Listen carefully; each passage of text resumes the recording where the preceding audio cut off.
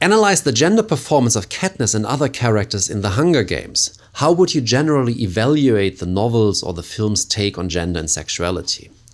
Well, let's start with Katniss. Both in the film and in the novel, she combines traits that would be considered traditionally feminine with traits that are usually considered masculine. So, for example, she is very tender and caring with her sister. She acts like a mother for her. She hugs her and comforts her at the very beginning of the film.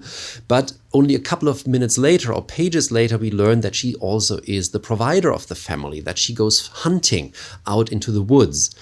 We learn that she can fight, that she knows how to use bow and arrow. And of course, fighting is something that is traditionally seen as masculine. At the same time, fighting with a bow and arrow is something that is rather considered feminine, because there is the long tradition of the Amazones from Greek mythology that also fought with bow and arrow. And fighting with a bow and arrow allows Katniss to actually engage with her enemies later on in the arena at a distance.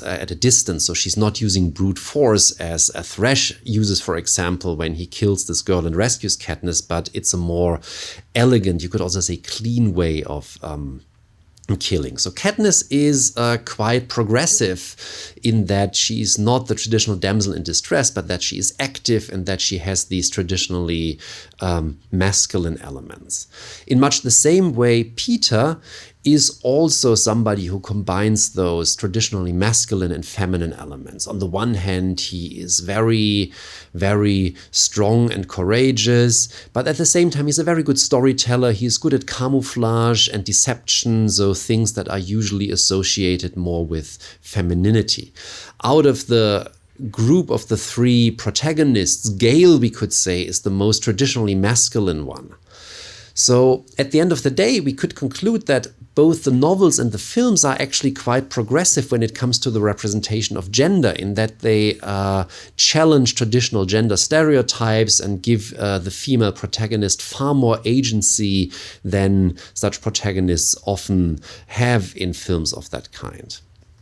At the same time, when it comes to the representation of sexuality, both the novel and then especially the films are actually very conservative, because at no point is there any challenge to heterosexual love, to this idea of heteronormativity. And more importantly, homosexuality and bisexuality are restricted in the narrative entirely to the capital. And of course, the people in the capital are seen very negatively in general. And therefore, of course, these different forms of sexuality also get associated with negative emotions, one could say. They are cast as problematic. So the film in that regard is quite conservative. Progressive when it comes to gender, but conservative when it comes to sexuality.